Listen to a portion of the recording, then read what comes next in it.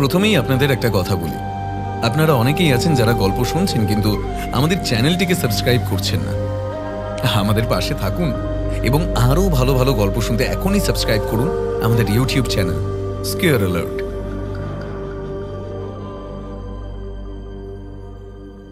ভয় বেশ সামনের দেওয়ালে টর্চ ফেলে, দেখে দেওয়ালের প্রতিটি ফাটল দিয়ে গড়িয়ে পড়ছে রক্ত। টর্চ ঘোরায় সে, তার চারপাশের প্রত্যেক দেওয়ালে একই জিনিস দেখতে পায়। ভয় পেয়ে পালানোর জন্য পেছন ফিরে, কিন্তু একই পেছনে কোনো দরজা নেই। চার দেওয়ালের বদ্ধ ঘরে একলা দাঁড়িয়ে আছে অবিন।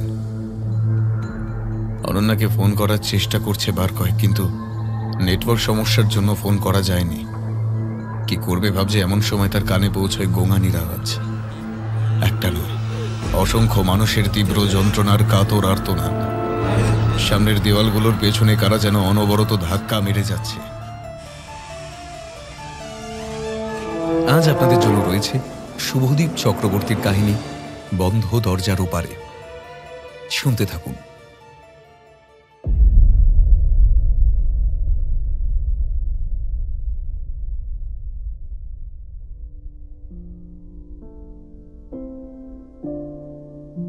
সিনেমা হলে একটি রোম্যান্টিক সিনেমা দেখার আবদার করেই অবিনকে নিয়ে এসেছে অনন্যা।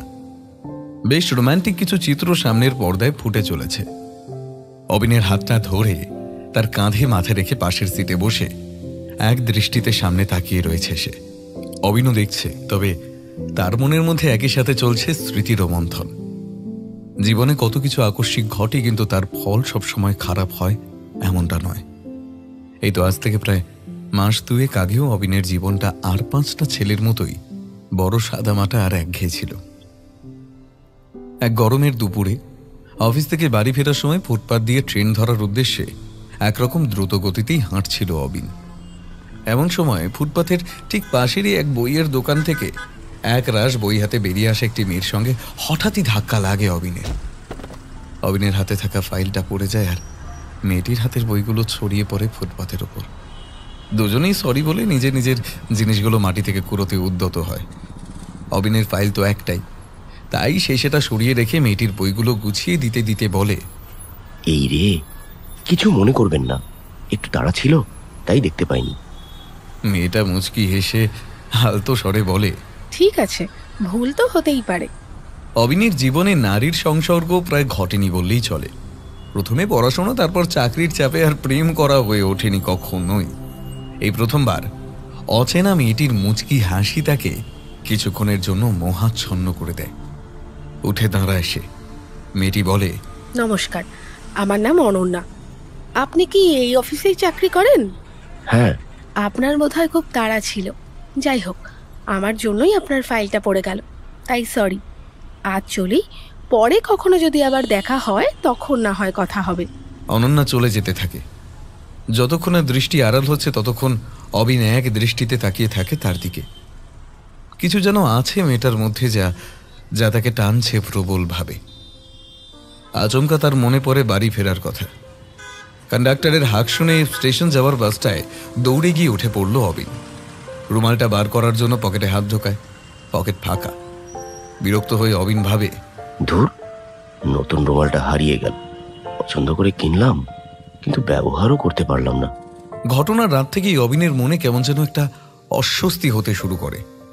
কেবলই ভাবতে থাকে, আর কি সে কোনোদিন দেখা করার সুযোগ পাবে? সুযোগ কিন্তু আসে। ঠিক তার দুদিন পরই অফিসের উল্টো দিকের কফি শপে মনমরা হয়ে বসে কফির কাপ নিয়ে অবিন যখন কাচের মধ্যে দিয়ে বাইরের রাস্তার দিকে তাকিয়ে রয়েছে, হঠাৎই উল্টো দিকের চেয়ারে এসে বসলো অনন্যা।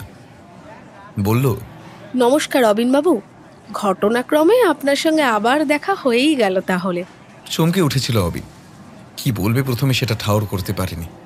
খুব কষ্ট করে নিজের মনের উৎফুল্লতা চেপে রেখে একটু ধাতস্থ হয়ে বলে, কেমন আছেন?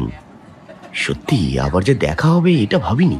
এভাবেই দুজনের মধ্যে কথোপকথন শুরু হয়। অবিন জানতে পারে যে অনন্যা একজন ডিভোর্সি।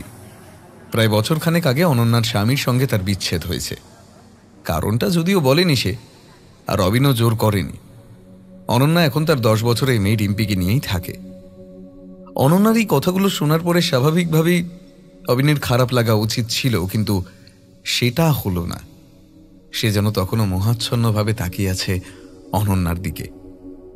দুজনের ফোন নম্বর দেওয়া নেওয়া হলো, নিয়মিত ফোনে কথাবার্তা হতো, কখনো কখনো রাত জেগেও। এরপর যা হয় আর কি, ধীরে ধীরে প্রেম, এবং গত সপ্তাহে দুজনের বিয়ে হয়েছে। রিম্পি অবিনকে তার নিজের বাবার মতোই ভালোবাসে, অবিনও তাকে নিজের মেয়ের মতো দেখে।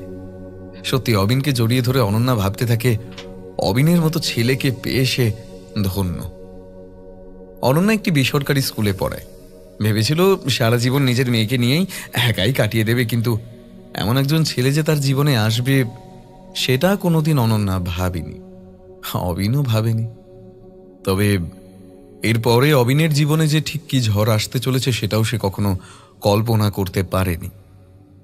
অবিনের মা বাবা নেই, মানুষ হয়েছিল তার মামার বাড়িতে। চাকরি পাওয়ার পর মামাদের সঙ্গে খুব ভালো সম্পর্ক আর নেই। এতদিন সে একটা ছোট্ট ফ্ল্যাট ভাড়া নিয়ে একাই থাকতো। বিয়ে করে অনন্যা আর রিম্পিকে এখানে নিয়ে এসেছে বটে, কিন্তু এভাবে তো থাকা যায় না। অনন্যা বহুদিন থেকেই অবিনকে বলছে, চলো না আমরা দুজনে আমাদের নিজস্ব একটা বাড়ি কিনি, যেটা আমরা নিজেদের মতো করে সাজাবো, নিজেদের সংসার শুরু করব। কথাটা অবিনের খুব খারাপ লেগেছে তা নয়, অবিনয় এমনই ভাবছিল। এমনকি বিভিন্ন এজেন্সির মাধ্যমে যোগাযোগ করার চেষ্টা করেছে, যদি তাদের খোঁজে এমন কোনো বাড়ি থাকে, পুরনো হলেও সমস্যা নেই, যাতে সাধ্যের মধ্যে হয় এবং কেনা যায়। বাড়ি অবশ্য যে পায়নি তা নয়, কিন্তু অবিন জানে যে অনন্যার একটু নিরিবিলি জায়গা পছন্দ। যেগুলোর খোঁজ সে পেয়েছে সেগুলো সবই বলতে গেলে শহরের মধ্যে, কোলাহলপূর্ণ জায়গায়। তাই সে আর কথাবার্তা এগোয়নি। অবশেষে একদিন এক মধ্যবয়স্ক ধুতি পরিহিত ব্যক্তি এলো তার কাছে, মুখ সদা হাস্যময়। অবিনের কাছে পরিচয় দিল গঙ্গারাম বলে। সে নাকি কোনো এক এজেন্সি মারফত জানতে পেরেছে যে অবিন বাড়ির খোঁজ করছে, তার নাকি দালালির ব্যবসা। হাসি মুখে সে বলল, শুনলাম নাকি আপনি একটি নিরিবিলি বাড়ি খুঁজছেন অবিন বাবু। তা এরকম বাড়ি আমি দেখাতে পারি। আপনার বাজেট কম আমি জানি, ওই বাজেটের মধ্যেই আপনার মনের মতো বাড়ি আপনি পেয়ে যাবেন। রান্নাঘর থেকে অনন্যা শুনতে পেয়েছিল কথাটা। সে বেরিয়ে এসে বলল, তা ভালো তো, কত দূর? তেমন হলে আজই না হয় গিয়ে দেখে আসি। আরে বেশি দূরে না ম্যাডাম, এখান থেকে কাছেই। ওই যে সাউথ অ্যাভিনিউ 4 নম্বর গলিটা চেনেন তো? ওখান থেকে ট্যাক্সি নেবেন, আধা ঘন্টার রাস্তা। জায়গাটা খুব শান্ত, গেলেই বুঝতে পারবেন। বাড়িটা একটু পুরনো, এই যা। তা পুরনো হোক, আস্তে আস্তে আমরা সাজিয়ে গুছিয়ে নেব ঠিকই, তাতে কোনো অসুবিধা হবে না। ব্যাস, তাহলে তো কোনো কথাই নেই। সময় থাকলে আজকে না হয় একবার চলুন আমার সঙ্গে। বাড়িটা দেখিয়ে নিয়ে আসি, কি বলেন? অবিন আর অনন্যা দুজনে আলোচনা করে ঠিক করলো যে আজ সন্ধ্যাবেলাতেই তারা যাবে বাড়িটা দেখতে। কথা মতো সন্ধ্যাবেলা যখন বাড়িটায় পৌঁছলো, তখন বাড়িটা এক নজর দেখে অবিনের যেমন ভালো লাগলো, তেমন যেন একটু গাটা ছমছম করে উঠল। কারণ বাড়িটাকে ঠিক বাড়ি না বলে কোনো পুরনো রাজপ্রাসাদের একটা অংশ বলা যেতে পারে। দেখে মনে হয় যেন বিশাল আকার একটা প্রাসাদ বর্তমানে ভেঙে অর্ধেক হয়ে এসেছে। অবিন জিজ্ঞেস করল, এই বাড়িটা কাদের? আসলে বাবু, এ এক পুরনো জমিদার বাড়ি। বংশধরেরা প্রায় সবই বিক্রি করে দিয়েছে, এখন এটুকু অংশই বেঁচে রয়েছে কোনো ক্রমে। এই চারপাশে যত ঘর বাড়ি দেখছেন, এ সবই একসময় জমিদারি ভিটের অংশ ছিল, সব বিক্রি হয়ে গেছে। তবে দেখুন, পরিবেশ কিন্তু খুব নিরিবিলি, একদম আপনাদের মনের মতো। তাছাড়া সেকেলে আমলের বাড়ি, ভিতরে গেলে বুঝতে পারবে। এত ঠান্ডা যে আপনার এয়ার কন্ডিশনের দরকার হবে না। চলুন তাহলে যাওয়া যাক, কি বলেন? সকলে মিলে প্রবেশ করলো বাড়িতে। রিম্পিকে বাড়িতে রেখে এসেছে তারা। প্রাইভেট টিউটরের কাছে পড়াশোনা করছে সে। অনন্যা অবিনকে বলল, বেশি দেরি কিন্তু করা যাবে না, রিম্পির ছুটি হয়ে যাবে, আমাদের একটু তাড়াতাড়ি ফিরতে হবে। বাড়ির দালানে প্রবেশ করার পর অবিন বুঝতে পারে যে সত্যি জায়গাটা ভীষণ শান্ত। কোনো রকম আওয়াজই পৌঁছচ্ছে না ভিতরে। বাড়ির নকশা অত্যন্ত সুন্দর। বাড়ির গেটের মুখে একটা আলো জ্বলছে বটে, কিন্তু বাড়ির সব ঘরে আলোর ব্যবস্থা আছে কিনা সেটা বোঝা যাচ্ছে না। গঙ্গারাম হাঁক দিতেই বাইরে এলো এক বৃদ্ধা। অবিনের সঙ্গে পরিচয় করিয়ে দিয়ে বলল, অবিন বাবু, ইনি হচ্ছেন সুরবালা। এনার স্বামী হারাধন একসময় এই বাড়ির কেয়ারটেকার ছিলেন। উনি মারা গেছেন। বর্তমানে ইনি দেখাশোনা করেন। আপনাদের যা কিছু প্রয়োজন, রান্না বান্না ও বাড়ির সমস্ত কাজ সব ইনি করে দেবেন। কেমন? বৃদ্ধা সুরবালা এক অদ্ভুত শান্ত দৃষ্টিতে অবিনের দিকে তাকিয়ে থাকে। অবিনের অস্বস্তি হতে সে অনন্যাকে ইশারায় ডেকে সে কথা বলে। অনন্যা আস্তে আস্তে তার কানের কাছে গিয়ে ফিস ফিস করে বলল, তোমাকে হয়তো আলো আধারিতে ঠিকঠাক দেখতে পাচ্ছে না। দেখতেই তো পাচ্ছ বয়স হয়েছে, চোখেরও হয়তো অত জোর নেই। ভেতরের ঘরগুলো মন্দ না, পুরো দেওয়ালের বাড়ি। গঙ্গারাম ঠিকই বলেছে, ঘরগুলো বেশ ঠান্ডা। কলকাতার গরমে এসির ঠান্ডা হাওয়া খেতে খেতে শরীর যেন শুকিয়ে গেছে। এখানে এমনিতেই যেরকম ঠান্ডা পরিবেশ, তাতে হয়তো সামান্য ফ্যানের হাওয়াতেই পাতলা চাদর গায়ে ঢাকা দিতে হবে। নিচে পরপর 3টে ঘর। দোতলায় একটা বড় ঘর, তাতে কোনো আসবাবপত্র নেই। ঠিক তার পাশেই একটা ঘর, যার দরজায় একটা বড় তালা ঝুলছে। এ ঘরে কিছুই নেই অবিন বাবু। তাও যদি আপনি দেখতে চান তাহলে কাল সকালে খুলে আপনাকে দেখিয়ে দেব। কেমন? অবিনও আর জোরাজোরি করল না। এমনিতেই অনন্যা অস্থির হয়ে উঠেছে, ফিরতেই হবে। বাড়ি পৌঁছতে একটু রাতই হয়ে গেল। নতুন বাড়ি ও জায়গাটা বেশ পছন্দ হয়েছে দুজনে। শেষমেশ বাড়িটা কিনেই ফেলে তারা। যেদিন সপরিবারে নতুন বাড়িতে প্রবেশ করে অবিন, সেই দিন ছিল পূর্ণিমা। অনন্যা একা হাতেই গোটা বাড়ি পরিষ্কার পরিচ্ছন্ন করে সাজিয়ে গুছিয়ে তার ভোল বদলে ফেলেছে। প্রায় পরিত্যক্ত বাড়িটা এখন গৃহস্থের ছাপ লক্ষণীয়। এখানে এসে বেশ সুবিধাই হয়েছে অবিনের। অফিসটাও এখান থেকে বেশ অনেকটাই কাছে। কিন্তু কোনো এক অদৃশ্য কারণবশত অবিন যেন মানসিকভাবে শান্তি পাচ্ছে না। এমনিতে বাড়িতে কোনো সমস্যা নেই, যখনই কোনো প্রয়োজন পড়ে সুরবালা তা মিটিয়ে দেয়। রান্নাও সে বেশ ভালোই করে। শুধু সন্ধ্যের পর তাকে আর পাওয়া যায় না। কোথায় থাকে, কোথায় যায়, কেউ জানতে পারে না। জিজ্ঞেস করেছিল একদিন অবিন, উত্তরে বলেছিল পাশেই কোনো এক মন্দিরে সে যায় ঠাকুরের নাম গান শুনতে। সেখানেই সে রাতটা কাটিয়ে দেয়, তার দীর্ঘকালের অভ্যাস। অবিন বলেছিল, তা রাতে ফিরে আসো না কেন? আমরা তো সব আছি। শুনে ফোকলা দাঁতে হেসে বলেছিল,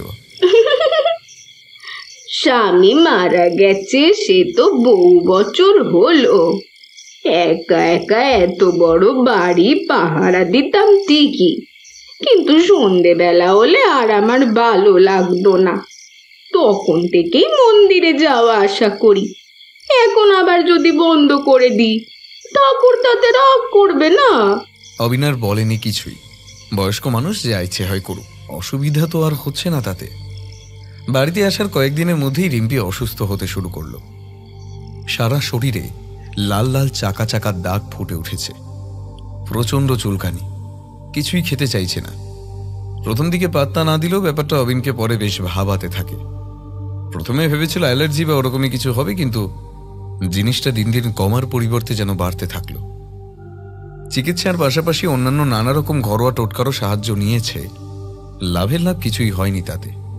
অবিন বেশ দুশ্চিন্তায় পড়ে, ভাবে নতুন জায়গা বা নতুন পরিবেশই কি তাহলে মেয়েটার এই অসুখের কারণ? দুশ্চিন্তাটা আরো বেড়ে যাওয়ার কারণ গতকালের রাত। রিম্পি ঘুমিয়ে যাওয়ার পর তার কপালে চুমু খেয়ে নিজের ঘরে এসে শুয়েছিল অবিন। রিম্পি অসুস্থ বলে অনন্যা এখন রোজ রাতে রিম্পির কাছে ওর ঘরেই থাকে। চিন্তিত মুখে খোলা জানালার কাছে দাঁড়িয়ে একটা সিগারেট জ্বালায় অবিন।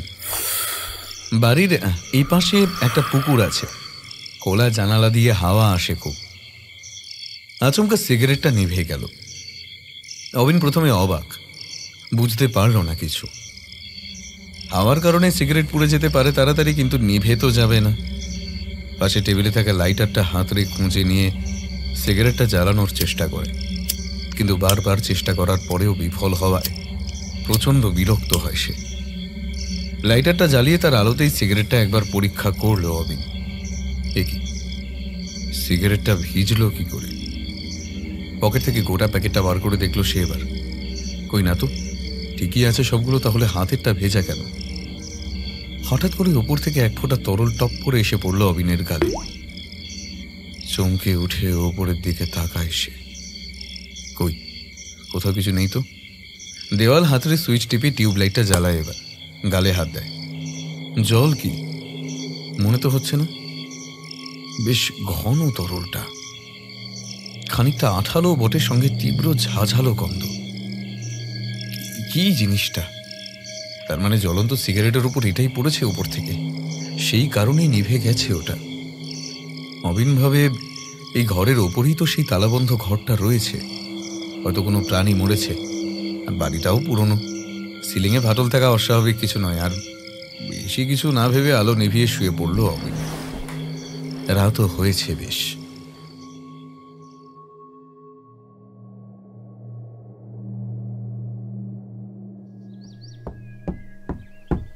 সকালে বন্ধ ঘরের চাবি হাতে দোতলায় যায় অবিন। তালাবন্ধ দরজার সামনে এসে দাঁড়াতেই ভেতর থেকে কেমন যেন ফিসফিস শব্দ কানে আসে। একটু অবাক হয়ে দ্রুত দরজার তালা খোলে সে। ভাবে সে গেলে আমলের দরজা কতদিন বন্ধ ছিল কে জানে। মুখে রুমাল চাপা দিয়ে দরজা খুলে ভেতরে প্রবেশ করে। অবিন ভেবেছিল হয়তো ভিতরে ভ্যাপসা, গুমট এবং দুর্গন্ধ থাকবে, কিন্তু তাকে অবাক করে ভেতরের পরিবেশ।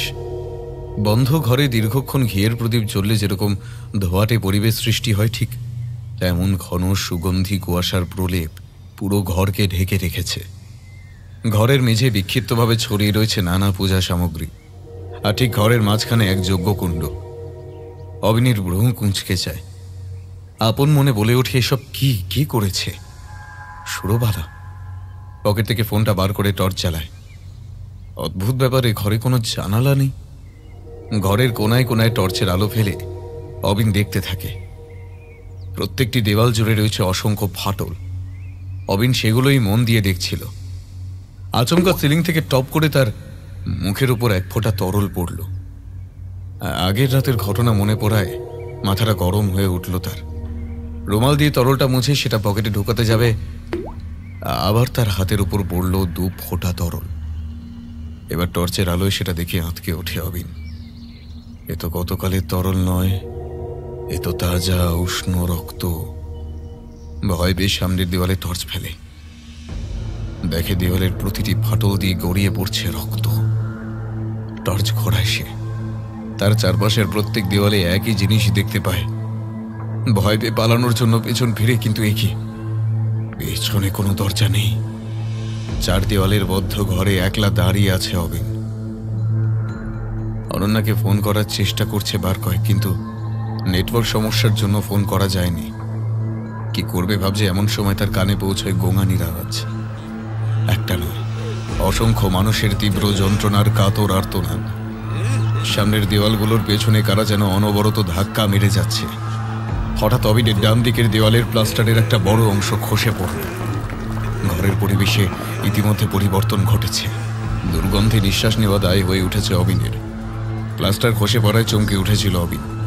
ওই জায়গায় টর্চ ফেলে যা দেখে তাতে যেন তার হৃৎপিণ্ড বাইরে বেরিয়ে আসার উপক্রম। দেওয়ালের ফাঁক থেকে বেরিয়ে আসছে অর্ধেক পচে যাওয়া মানুষের অবয়ব। তার সারা শরীরে কিলবিল করছে অসংখ্য পোকা। মাংস খেয়ে নেওয়া কোথাও কোথাও সাদা হাড় বেরিয়ে গেছে। ভয়ে কুকড়ে যায় অবিন। অবিন দেখে দেওয়ালের ফাঁক থেকে বেরিয়ে আসছে ছোট ছোট সাপ। সেই জীবন্ত বিভীষিকার গোটা শরীর জড়িয়ে ধরেছে সাপগুলো। অদ্ভুত গোঙানির আওয়াজ বেরোতে থাকে সামনে দাঁড়িয়ে থাকা নরকঙ্কালের মুখ থেকে। ইতিমধ্যে প্রত্যেকটি দেওয়াল থেকে খসে পড়তে থাকে প্লাস্টার এবং একইভাবে বেরিয়ে আসতে শুরু করে হাত, পা, মাথার খুলি। অবিনের গা গুলি ওঠে। সামনে দাঁড়িয়ে থাকা নরকঙ্কালের দিকে চোখ পড়ে অবিনের। একটি একটি সাপ তার শরীর বেয়ে উঠে মণিবিহীন খুলির চোখের এক কোটরে প্রবেশ করে এবং আর এক কোটর দিয়ে বিশাল ফনা বার করে দাঁড়ায়। অবিন ভাবল এটাই হয়তো শেষ, আর সে বাইরের জগৎ দেখতে পারবে না কোনোদিনও, আর হয়তো দেখতে পারবে না তার আদরের ডিম্পি আর অনন্যাকে। হঠাৎ গোটা ঘর জুড়ে চিৎকারের রোল উঠল। এতক্ষণ বিভৎস সুরে আর্তনাদ করতে থাকার প্রতিটি নরকঙ্কাল এবার বলতে শুরু করল, চলে যা, বাঁচতে চাইলে চলে যা। আর কিছু মনে নেই অবিনের, জ্ঞান হারায় অবিন।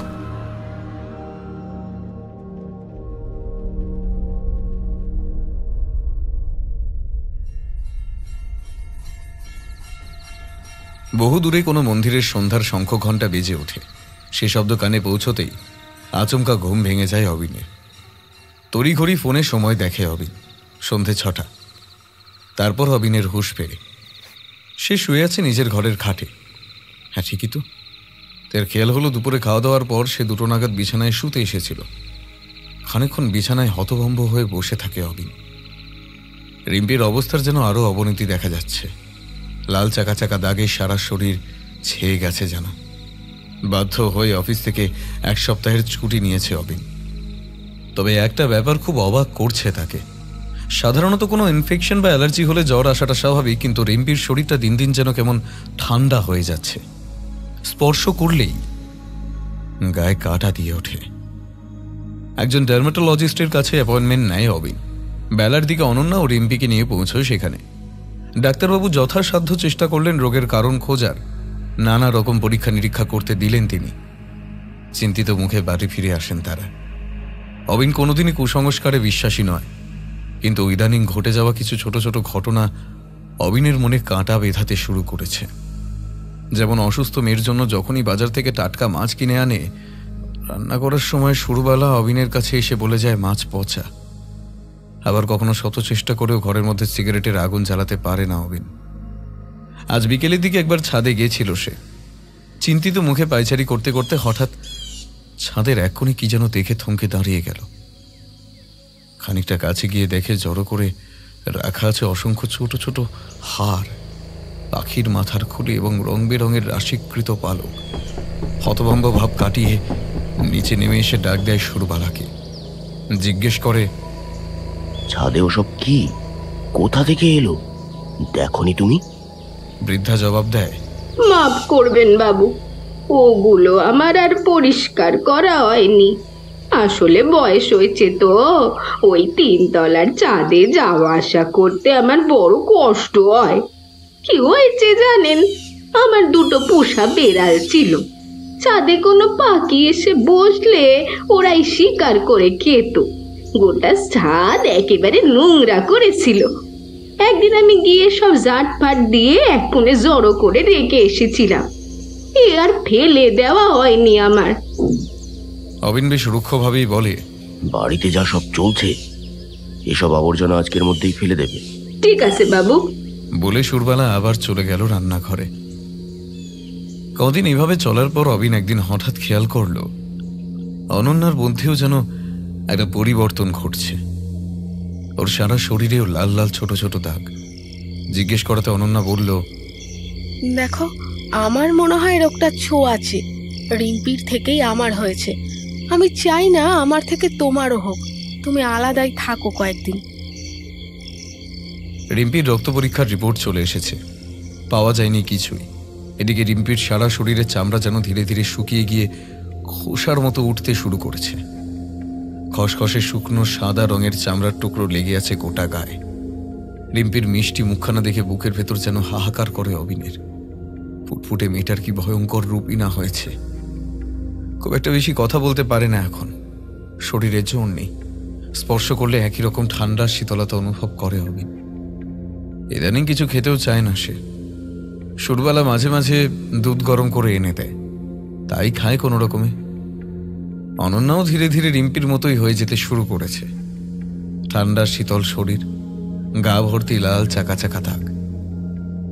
আজও রাতে খাওয়া দাওয়ার পর জানালার ধারে দাঁড়িয়ে আকাশ পাতাল চিন্তা করছে অবিন। একসময় অধৈর্য হয়ে বিছানায় শুয়ে পড়ে এবং প্রায় ঘণ্টাখানেকের মধ্যে কখন যে ঘুমিয়ে পড়েছিল বুঝতে পারেনি সে। হঠাৎ একটা খসখস শব্দে ঘুমটা ভেঙে গেল তার। মানুষ মানসিক চিন্তার মধ্যে থাকলে মাঝে মাঝে একটু বিকারগ্রস্ত হয়ে পড়ে। আওয়াজটাকে পাত্তা না দিয়ে পাশ ফিরে শোয় অবিন, কিন্তু আবার একই শব্দ। এক রাশ শুকনো পাতার উপর কোনো বস্তুকে টেনে নিয়ে যাওয়া হলে যেমন আওয়াজ হয়, ঠিক তেমন। এবার অবিনের কান খাড়া হয়ে ওঠে। অজানা আতঙ্কে শরীরের সমস্ত ইন্দ্রিয় যেন সজাগ হয়ে যায়। অবিনের খেয়াল হয় যে কোলবালিশটা সে এতক্ষণ জড়িয়ে শুয়ে আছে সেটা অদ্ভুত রকমের ঠান্ডা, এবং আরও অদ্ভুত ব্যাপার, অবিনের প্রতি নিঃশ্বাসের ছন্দে সেটাও যেন ওঠানামা করছে। আচমকা অবিনের যেন স্মৃতিশক্তি ফিরে আসে। পাশ ফিরে যেহেতু অবিন শুয়েছে, সেই হিসেবে কোলবালিশও তো তার পিছনে থাকার কথা। খোলা মাঠে প্রচণ্ড বেগে বাতাস বইলে ঠিক যেমন আওয়াজ হয়, ঠিক সেরকমই হিস হিসে একটা তীক্ষ্ণ শব্দ একটানা হয়ে চলেছে ঘরের মধ্যে। ফোনটা নেওয়ার জন্য দ্রুত বেগে মাথার উপরে হাত বাড়ায় অবিন। ঠিক তখনই একই ঠান্ডা স্পর্শ অনুভব করে। ভয় হাত সরিয়ে নেয়। প্রচণ্ড আতঙ্কে চিৎকার করার শক্তিটুকুও যেন হারিয়ে ফেলে সে। একবার ভাবে এক ছুটে দরজা খুলে পালায়। ওঠার চেষ্টা করতেই বুঝতে পারে পায়ের তলাতেও একই স্পর্শ। পিঠের পেছনে হাত বাড়ায় অবিন, সেখানেও সেই একই শীতল বিভীষিকা। এতক্ষণে অবিন বুঝতে পারে সে এক প্রকাণ্ড কুণ্ডলীর মাঝে শুয়ে আছে, যেটার পরিধি ধীরে ধীরে তার শরীর বরাবর ছোট হয়ে আসছে। ঠিক আগেকার দিনের মতোই কোনো চটচটে আঠালো তরল টপটপ করে অবিনের মুখেও সারা গায়ে ছড়িয়ে পড়তে শুরু করে। প্রচণ্ড ভয়ে জ্ঞান হারায় অবিন।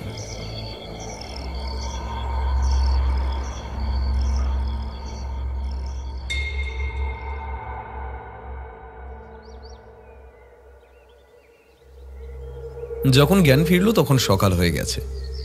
জানালা দিয়ে সূর্যের কিরণ এসে পড়েছে ঘরের মেঝে। সবকিছু মনে পড়তেই ধর্মর করে উঠে দৌড়ে যায় আয়নার সামনে। দেখে মুখে কোনো তরল লেগে রয়েছে কিনা। কই, না তো, কোথাও কিচ্ছু নেই। তাহলে কি সে সত্যি স্বপ্ন দেখছে? কিন্তু এতটা বাস্তব অনুভূতি কি করে সম্ভব? অবাক হয় সে। তবে এই ব্যাপারে কাউকে কিছু আর বলেনি অবিন। এমন সময় অবিনের পেছনে এসে দাঁড়ায় সুরবালা। বেশ বিরক্ত হয়ে কটমট করে তাকিয়ে অবিন বলে, কি ব্যাপার, তুমি এত সকালে এখানে কিসের জন্য?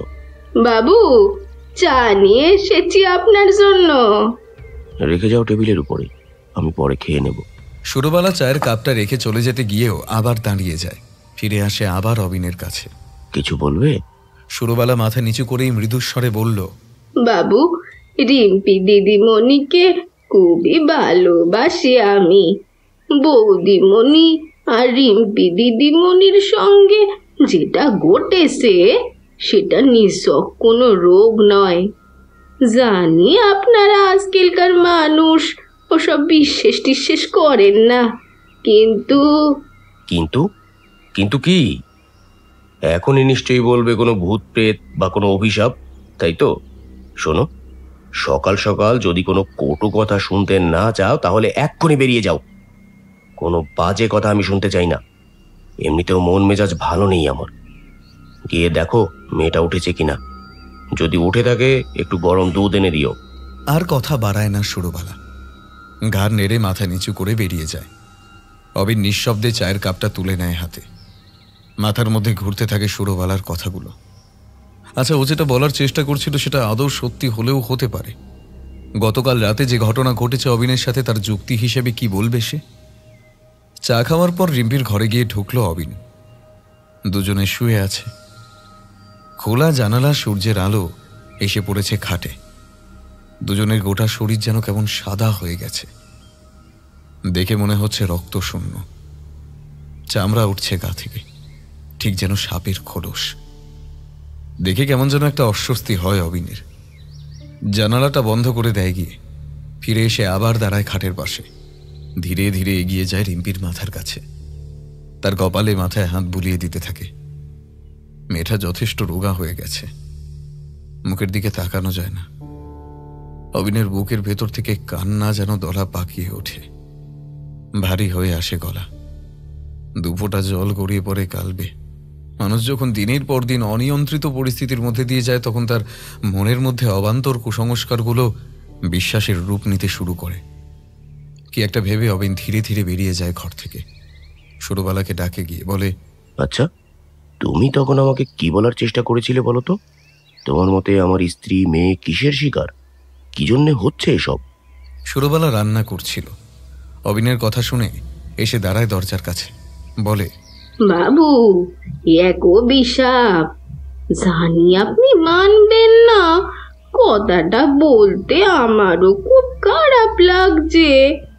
তবে রিম্পি দিদিমণি আর বৌদিমণি দুজনে আর কোনোদিন সুস্থ হবে না। কথাটা শুনে অবিনের মাথাটা গরম হয়ে গেল। চেঁচিয়ে বলে ওঠে, সুস্থ হবে না মানে? কেন সুস্থ হবে না? আমি বড় ডাক্তার দেখাবো, চিকিৎসা করাবো, ঠিক সুস্থ হবে। সুরবালা ঠান্ডা গলায় বলে, চিকিৎসা করে তো রোগ দূর করা যায়, অভিশাপ তো দূর করা যায় না বাবু। কিসের অভিশাপ? ওসব কিছু আমি মানি না। আর তোমার সঙ্গে আমি কথা বলতে এসেছিলাম, জানতে এসেছিলাম। আর তুমি বলছো কিনা আমার মেয়ে আর স্ত্রী বাঁচবে না? এসব নিয়ে আর কোনো কথা আমি তোমার সঙ্গে বলতে চাই না। রেগে মেগে রান্নাঘর থেকে বেরিয়ে যায় অবিন। ওই দিন দুপুরে খাওয়া দাওয়ার পর বাইরে একটু হাঁটতে বেরোলো অবিন। এ বাড়িতে আসার পর থেকে অনন্যা আর রিম্পির সঙ্গে যা সব ঘটেছে তার মধ্যে আর বাইরেটা একটু ঘুরে দেখারও সময় পায়নি সে। বাড়ির পিছনে পুকুরের দিকটায় যায় একবার। আম কাঁঠালের বাগান, তার ভেতর দিয়ে এসে পুকুর ঘাটে পৌঁছয়। দেখে বোঝাই যাচ্ছে জমিদার আমলে পুকুরের আয়তন ছিল বিশাল। পুরনো বাঁধানো ঘাটের কিছু কিছু জায়গায় ইট খসে পড়েছে। তারই একটা সিঁড়িতে গিয়ে বসলো অবিন। আচমকা এক বিশ্রী পোশাক পরা লোক অবিনের পাশে এসে ধপ করে বসে পড়ে। প্রথমটায় আঁতকে ওঠে অবিন। লোকটার বড় বড় চুল দাড়ি, ধুলো মাখা জরাজীর্ণ শরীর। অবিনের দিকে এক দৃষ্টিতে তাকিয়ে থাকে সে। জিজ্ঞেস করে, কে তুই? এই নির্জন পুকুর ঘাটে একাকিত্ব কাটাতে যদি পাগলের সঙ্গে গল্প করতে হয় তাহলে ক্ষতি কি? আঙুল দেখিয়ে অবিন বলে, ওই বাড়িটায় 1 সপ্তাহ হলো এসেছি, আমরা এখানে নতুন। তা তোমার নাম কি? পাগল বিস্ফারিত চোখে বাড়িটার দিকে তাকিয়েছিল, বলল, আমি হারাধন। এবার বাড়ির দিক থেকে চোখ সরিয়ে অবিনের দিকে তাকিয়ে পাগল বলে, বউ বাচ্চা রোগ হয়েছে বুঝি? অবিন যেন আকাশ থেকে পড়ল। উদ্বিগ্ন স্বরে অবিন বলে ওঠে, হ্যাঁ, কিন্তু তুমি কি করে জানলে? পাগল উঠে দাঁড়ায়, চিৎকার করে হাসতে হাসতে জঙ্গলের দিকে ছুটে পালায়। যতক্ষণ তার হাসির আওয়াজ শোনা যায় ততক্ষণ অবিন শুনতে পায় পাগল চিৎকার করে ছন্দ মিলিয়ে বলছে,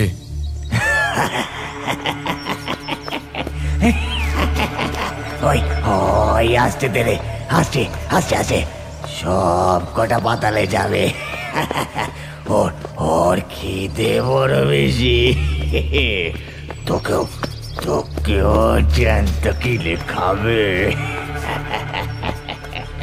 খানিকক্ষণ হতভম্ব হয়ে দাঁড়িয়ে থাকার পর অবিন বাড়ি ফেরার পথ ধরে।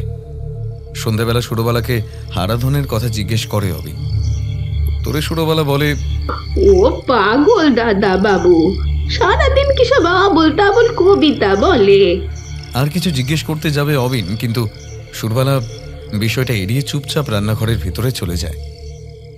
ধীরে ধীরে যত দিন এগোয় অনন্যা আর রিম্পির শরীর আরো শুকিয়ে যাচ্ছে, আরো অসুস্থ হয়ে পড়ে ওরা।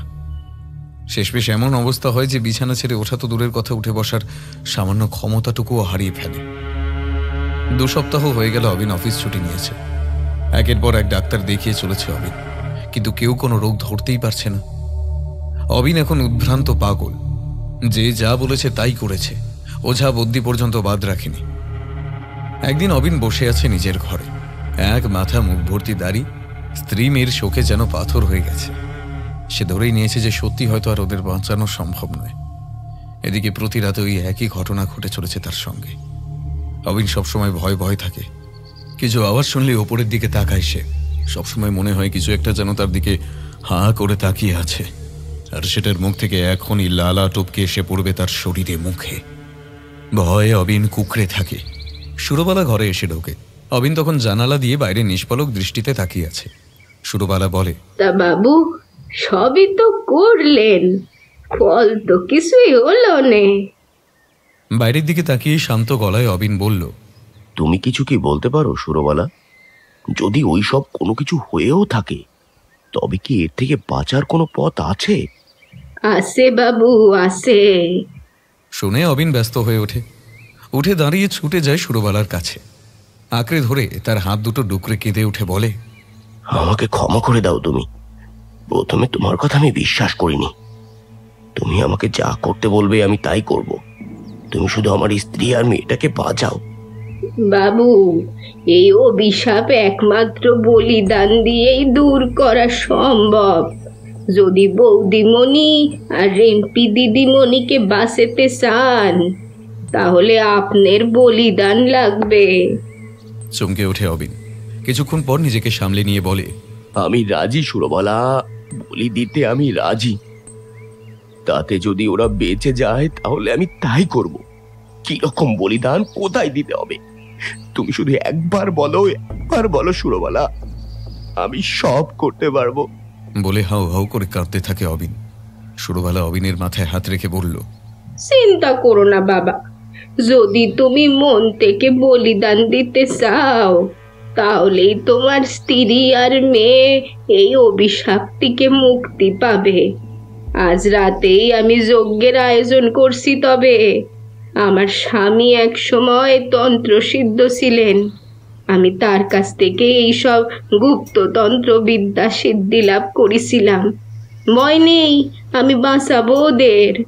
বলে সুরবালা বেরিয়ে গেল ঘর ছেড়ে। সন্ধ্যাবেলা সুরবালা ডাকতে যায় অবিনকে।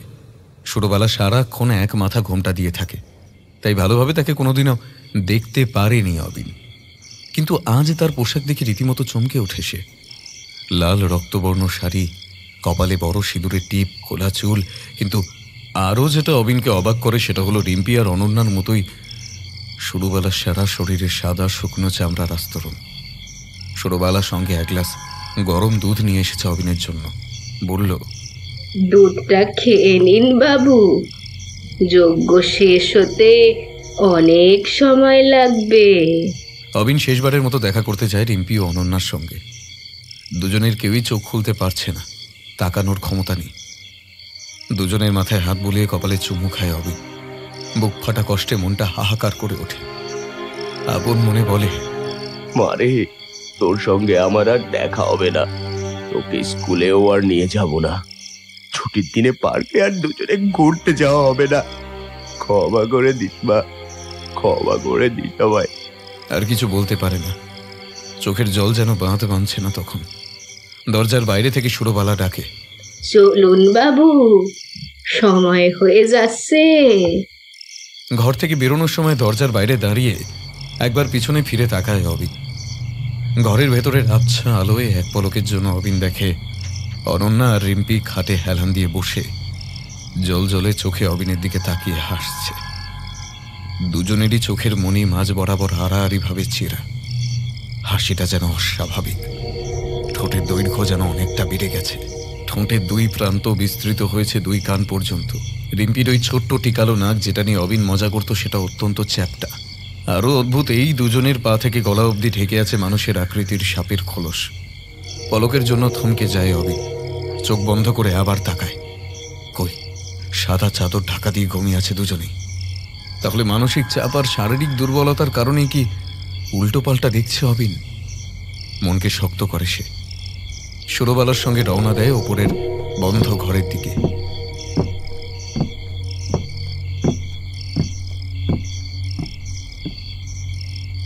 ঘরের সামনে গিয়ে দাঁড়ায় সুরবালা।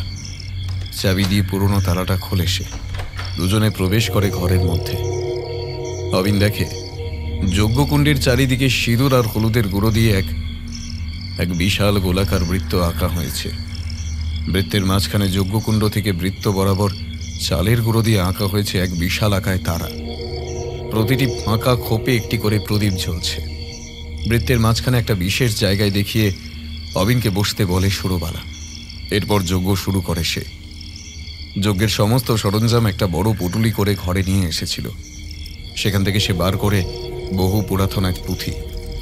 উদাত্ত কণ্ঠে মন্ত্র পাঠের সঙ্গে অগ্নিকুণ্ডে দিতে থাকে ঘিয়ের আহুতি।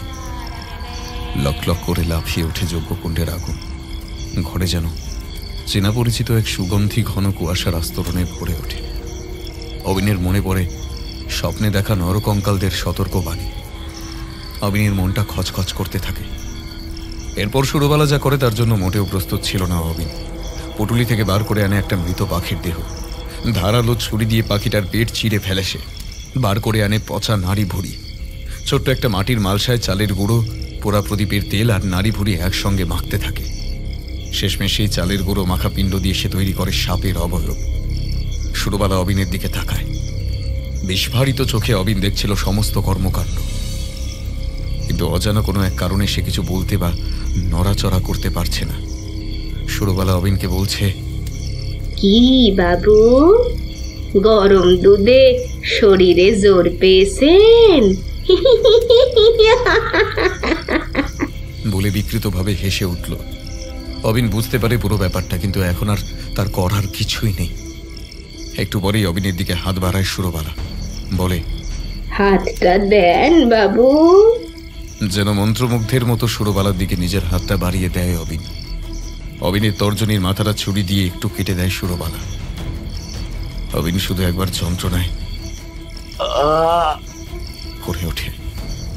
তর্জনী থেকে গড়িয়ে পড়া তাজা রক্ত সুরবালা ভেজাতে থাকে তার তৈরি করা সাপের অবয়বটিকে।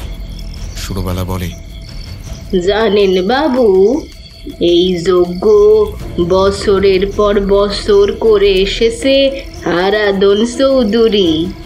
তখন সারা জীবন আমি তার সঙ্গী দেখেছি। একদিন হঠাৎ বলে কি না, আমিও তো নিরীহ প্রাণ নিতে পারবো না, আমি আর এই যজ্ঞ করবো না, তাতে আমাদের যা হওয়ার হোক, যাক হোক, যা হওয়ার হোক। এই দোতলা ঘরেই বন্দি করে রেখেছিলাম। তারপর বংশ বাঁচানোর দায়িত্ব নিজেই তুলে নি। নাগ বশীকরণ পুঁতির মাধ্যমেই শিখেছিলাম। প্রতি রাতে নানানভাবে ভয় দেখিয়ে ধীরে ধীরে ওরে পাগল করে দিলাম। নিজের স্বামী হয় বাবু, নিজের হাতে তো আর মারতে পারিনি। তারপর একদিন পালায়। আমিও আর দৌড়ে আনার চেষ্টা করিনি। প্রতি রাতে আমি জঙ্গলের ভিতরে গিয়ে ওরে খাবার দিয়ে আসি। অবিন এসব শুনে নিজের কানকে বিশ্বাস করতে পারছিল না। আচমকা বন্ধ করে দেওয়ালের ভেতরে যেন দাপাদাপি শুরু হয় অবিনের স্বপ্নে শোনা আর্তকণ্ঠের গুঙানি এবং আর্তনাদ। সুরবালা হাত জোর করে জোর গলায় কিছু একটা মন্ত্র বলে। ভয়ে অবিন তখন নিজেকে টেনে এক কোণে নিয়ে যাওয়ার চেষ্টা করছে। সুরবালা ইতিমধ্যে বাইরে বেরিয়ে দরজা বন্ধ করে দিয়েছে। ঘরের দেওয়াল, মেঝে, সিলিং সব জায়গা থেকে সিমেন্টের চাঙড় খসে পড়তে শুরু করেছে। ঘরের মধ্যে যেন ভূমিকম্প হতে শুরু করেছে। অবিন অনুভব করে যে মেঝেতে যে বসে আছে সেই মেঝেতে তৈরি হচ্ছে বড় বড় ফাটল। হঠাৎ ঘরের উষ্ণতা যেন প্রবলভাবে বেড়ে গেছে। মেঝে যেন ভাঙতে শুরু করেছে এবং তার ফাঁক দিয়ে নিচে তাকিয়ে অবিন দেখে যেন এক বিশাল কুয়ো, যাতে জলের পরিবর্তে আছে অসংখ্য সাপ। হঠাৎ তার মনে হলো সেই আঠালো চিটচিটে তরলটা আবার যেন মুখে, হাতে, পায়ে পড়তে শুরু করেছে। চমকে কোনো রকমে অবিন ওপরের দিকে তাকায়। এরপর সে যা দেখল তাতে ভয়ে আতঙ্কে তার সারা শরীর যেন রক্ত শূন্য হয়ে গেল। এক বিশাল আয়তন, অদ্ভুত দর্শনের সরীসৃপ। দেহটা সাপের মতো, সূচলো মুখ, ধারালো নখযুক্ত চারটে পা, বিশাল জিভ মাঝখান বরাবর ছেঁড়া, যেন শিকার দেখে লকলক করছে। মুখ থেকে ঝরে পড়ছে লালা। জ্বলন্ত একজোড়া চোখ আগুন ঝরা দৃষ্টিতে একভাবে তাকিয়ে আছে শিকারের দিকে। অবিন যেন পাথর হয়ে গেল। ভেতর থেকে ভেসে আসা মর্মান্তিক কর্ণবিদারী চিৎকার রাত্রির নৈশব্দতা ভেঙে খান খান করে দেয়।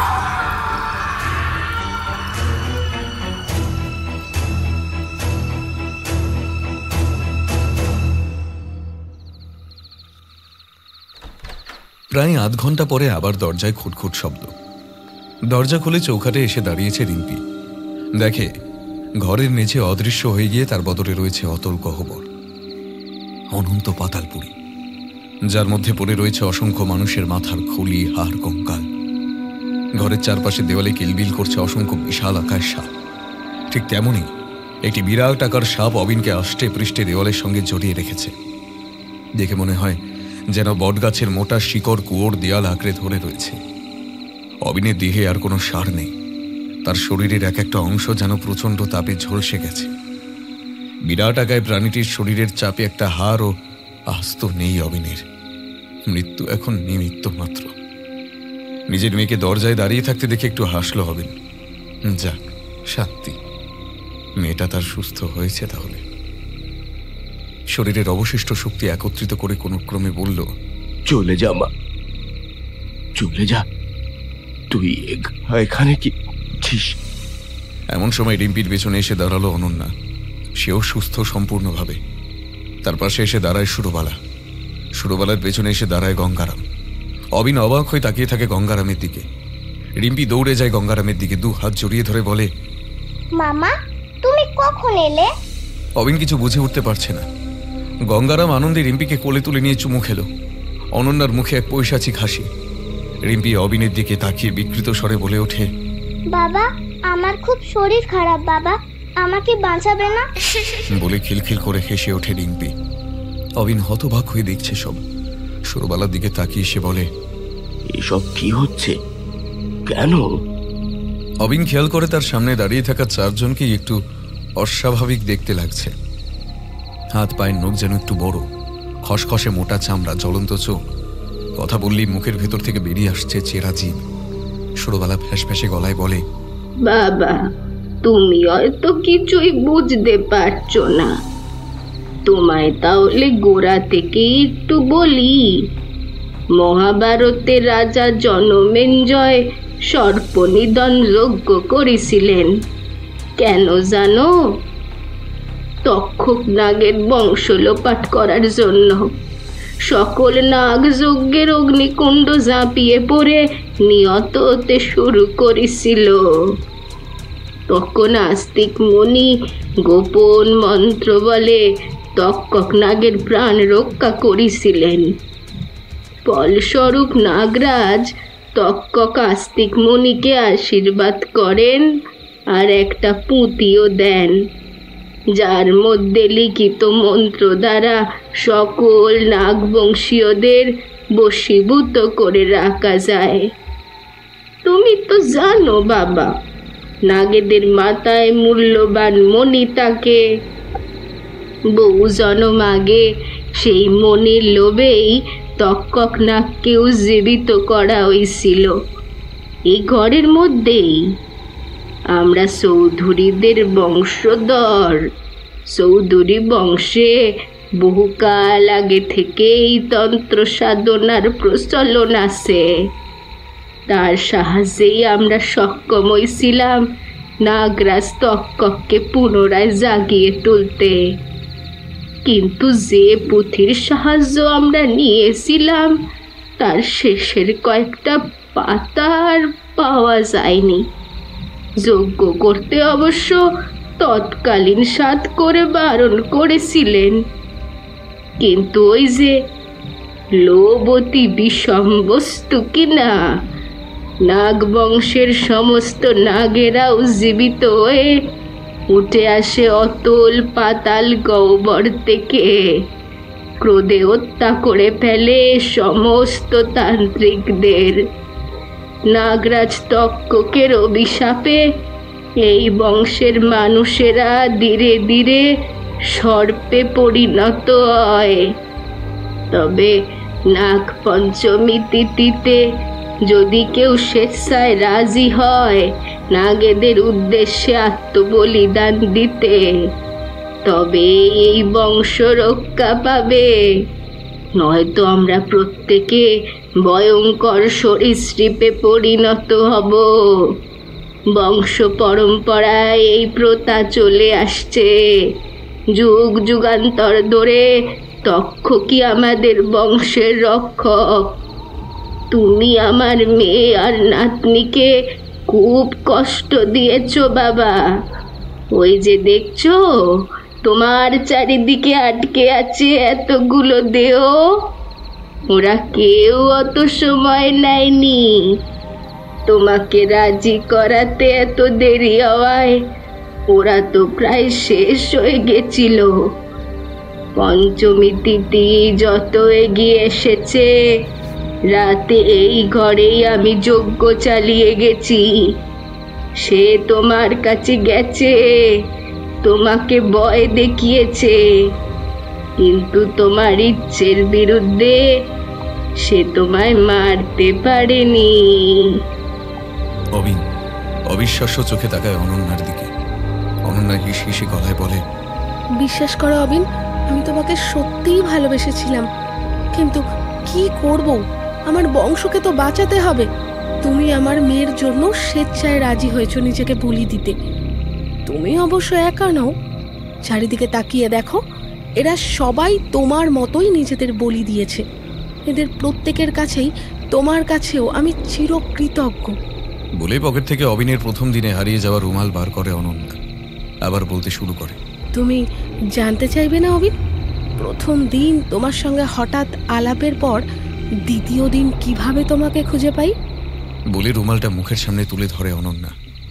শিকারের অপেক্ষায় বসে থাকা কোনো সাপ যেমন ইঁদুরের উপস্থিতি লক্ষ্য করার জন্য চেরা জিভ হাওয়াতে লকলক করে নাড়ায়, ঠিক তেমনি অবিনের রুমালের সামনে অনন্যার চেরা জিভ লকলক করে বেরিয়ে আসছে।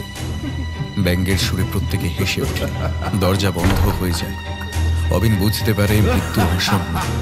চোখ বন্ধ করে সে, আর তাকে ঘিরে থাকা নাক পাশ আরো শক্ত হয়। শেষবারের মতো একবার চিৎকার করে ওঠে সে।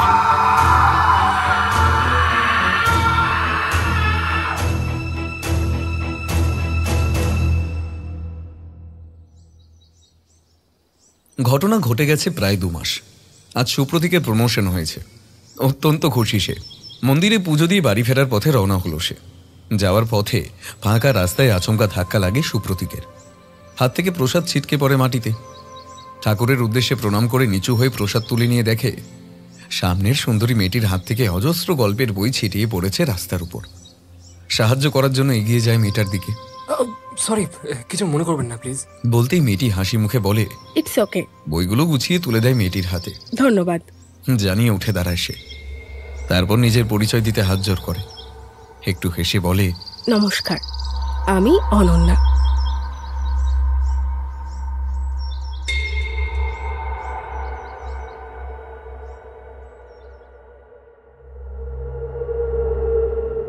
আজকের গল্প এখানেই শেষ। সবাই ভালো থাকবেন। শুভরাত্রি।